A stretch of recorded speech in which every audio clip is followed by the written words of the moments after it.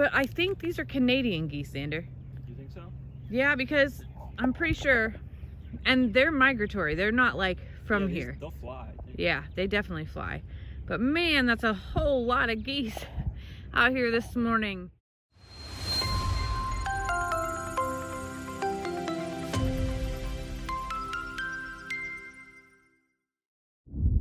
So Xander and I are in Illinois. We are at, there's bird crap on my windshield, Xander. We are at Carlisle Lake. This is a place that I grew up in and Xander has spent a lot of time at as well. And we're noticing it's just like home, just a different color. So we're gonna take a walk. Come on, Xander, don't be afraid. I don't want to. Don't run from me. Okay, so we're watching and there's a ton of little babies here and it's very similar to what our mama and babies have done, leading and showing the way. And Xander's like, I'm not going out there. They're gonna be mean. They're gonna be scary. I'm like, no, they're not. They're just protecting their babies. Now, the difference is these babies are definitely their babies. Ours were not. They adopted them. But I think these are Canadian geese, Xander. You think so? Yeah, because I'm pretty sure, and they're migratory. They're not like from here. They'll fly. Yeah, they definitely fly. But man, that's a whole lot of geese out here this morning on the beach. This is an Illinois beach. This is not a Texas or a Mexico beach. This is one they made. It's a beautiful morning here. A little bit chillier than Texas, but that's okay. They sure are pretty. Let's see how close we can get without really stirring the pot. Oh, I think the pot's already stirred. So I was explaining to Xander that I think, you know, these outer ones are males, which would be similar to what happens at home. And they protect everyone, but the mamas are actually with the babies. Yeah. See, I told you they were going to be mean to us and chase us. They're just minding their own business. Their mamas are teaching them how to swim. I love it. See, Xander, you don't have to fly all the way to Texas to get a little reminder of how it is on the farm. They're everywhere. Oh, they're pretty. It's a very calm morning out here. It's like glass, honestly, on this lake. So Carlisle Lake is actually a man-made lake, and it's probably, I think it's a 500-acre lake. It's the largest man-made lake in Illinois. It was originally a river, the Kaskaskia River, and this was all flood ground, and the community, as I understand, came together somewhere, I think in the 50s or 60s, and they dammed off the river in two places. So this is called the West Dam, where we're standing right now. And this dam, on the other side, is the river. The south side of the river, actually. And way, way, way, way north is another dam. And what they did this for was because this river continued to flood farmers' grounds all the time throughout this county before this lake existed. By damming it off and creating a place where they could hold the water and control the southern part of this river, it allowed farmers to maintain their crop and allowed the Corps to, you know, maintain the river levels so that it didn't continually flood and ruin all the crops. You know, Illinois is a huge soybean and corn producer. Huge, huge, huge. My grandfather was one of them. And this was a big change in a pinnacle point for how they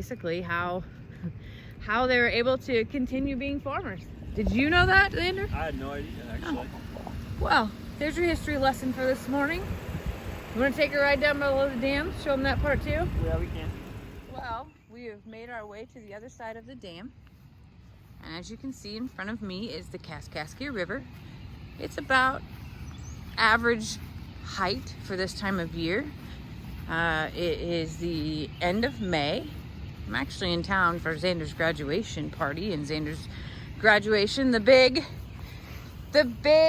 celebration. Yeah. So a lot of folks fish down here. And I remember growing up and coming here with Grandpa Ritzheimer and Dad spending a lot of time on these riverbanks actually fishing. Ooh, it's a little sloppy here. Had a little bit of rain lately, I guess. But I do know that over time, the fishing has changed significantly because they have an Asian carp issue, Xander. Did you know about that? Yeah, gar. And gar. There's always been gar, but Asian carp weren't here when I was growing up. I didn't even know anything about that. Yeah. You could catch a lot more fish down here at that time, and these riverbanks would be so full of people. But someone, somewhere in the U.S. brought over this invasive species called Asian carp, and it is taken over, and they actually have to like come here and do certain things to the river and the lakes to be able to get those carp out of here because they take over everything, and people can't drive their boats down here anymore because those fish jump up and smack them in the heads and knock people out and almost kill them. Go in their boats. And go in the boats, yeah.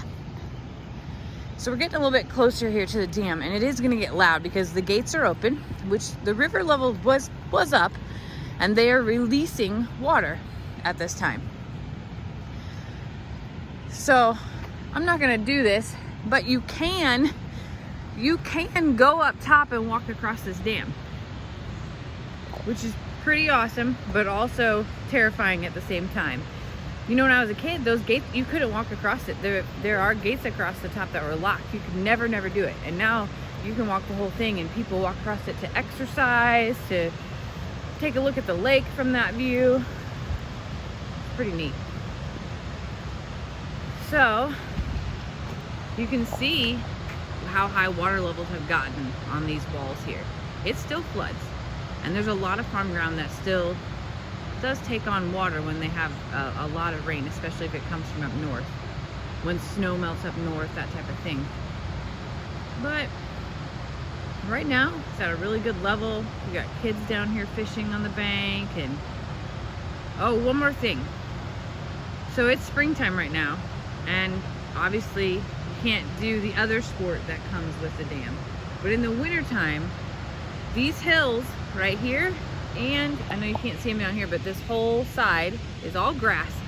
And on a snow day, you can find thousands of kids and their families sledding down these hills.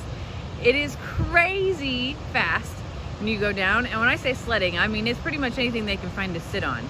Trash can lids, I've seen car hoods. It's crazy to watch it. It's fun, it's exhilarating, it's fast. The worst part though is that climb back up. It is, I'll have to see if I can find any pictures or videos of kids doing this. But like, this is where people come. You sled down the side of the dam. So we have some wintertime fun and some summertime fun here. Springtime, whatnot. See, there goes somebody across the top, riding a bike, walking. Just a piece of home, Xander. Yep. Piece of history and a piece of home. Yep. All right. Well, that started out as being about geese, and Yeah. I included history. I included things that I did when I grew up. It's a whole lesson. It was a lesson. I'm sure that you're thrilled that you got to have this lesson this morning, Xander. After you graduated and you're done. It's a little early. It's all right. Y'all have a good day.